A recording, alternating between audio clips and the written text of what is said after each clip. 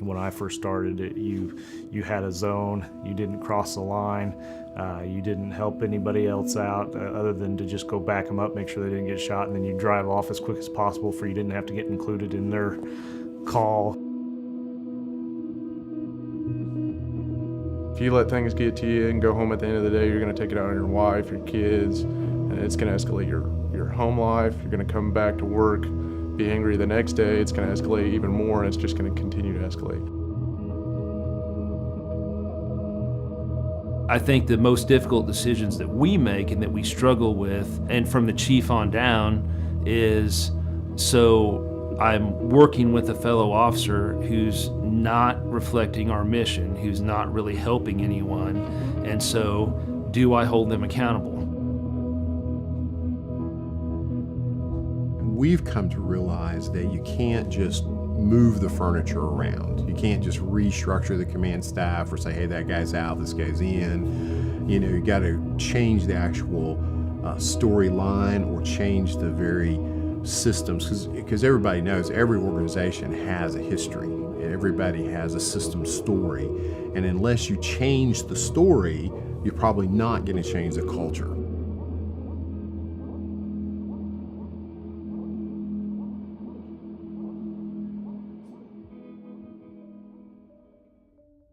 I started to kind of put it together, you know, that I really need to change the way I do things. You know, you can begin to make a series of decisions. At the moment, they don't seem to be significant. It's like throwing a rock in the water. The ripples down the way. You find yourself in a place where you're like, how did I get here? You got to realize that at the point you're at right now that, you know, they're not very well trusted, you're not very highly thought of, and you have to take it on a one-on-one basis. From the beginning, each individual officer has to go in with the attitude that they want to improve the department, they want to have better relationships with their city.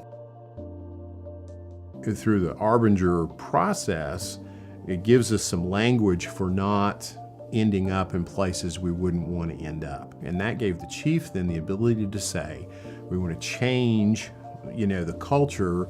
Chief and all our command staff puts it into our mind that we should be treating people at a certain standard. Whenever I contact them, you know, they're probably not having the best day, whether it be an accident, a ticket, getting arrested. So I gotta think about, if I was in their position, just had a car accident, do I want to receive a ticket? So I can kind of understand some of their anger. I don't take it personally towards me, and I think that just helps me get through it. By really stressing that we're not perfect, we're always trying to improve, but in the end, that is the style of leadership that we want here. Words are cheap. I mean, anybody can say, oh, I care about you, the person. It's an altogether different deal when somebody comes in and closes the door and says, you know, I care enough about you as a person to ask you a couple of questions about how you're relating to this person over here or your attitude.